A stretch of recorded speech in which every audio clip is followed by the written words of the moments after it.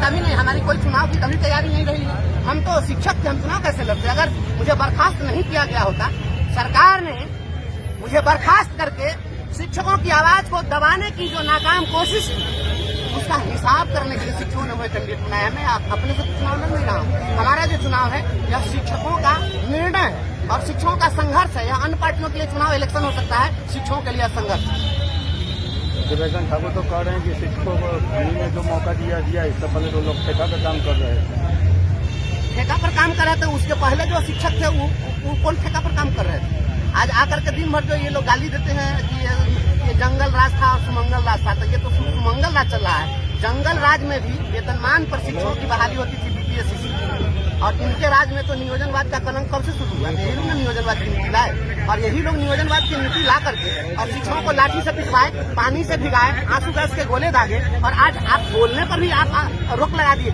पहले तो बोलने पर कभी रोक नहीं लगी थी, आप तो संविधान का गला घोट रहे हैं। संविधान का गला घोटने वाले जिनकी आप बात कर रहे हैं वो सदन में कभी कुछ बोले हैं क्या?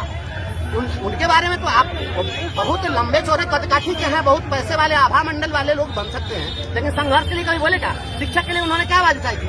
एक बात उन्होंने शिक्षकों के लिए 2022 में उठाई और कहा कि शिक्षकों का आई कार्ड बनना चाहिए। वो भी आई कार्ड नहीं बना, याद है? जो एक आई कार्ड नहीं बनवा सके वो कहते कि शिक्षकों को बहुत दिलवा दिए हैं। और रोड पर सोए थे हम लोग, तो क्या कर रहे थे? जाकर के हम चरण वंदना कर रहे थे क्या? शिक्षकों ने जो कुछ लिया है लड़कर लिया है।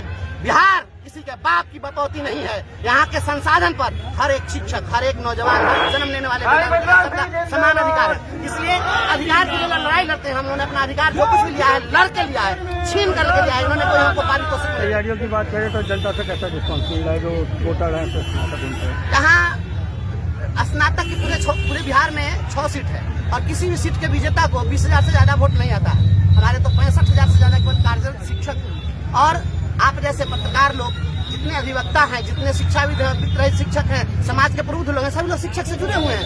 क्योंकि हम समाज में जीते मरते हैं ना, हम पटना में जाकर के तो हवेली में हवा खाते नहीं है, तो सभी लोग जुड़े हुए हैं स्नातकों से।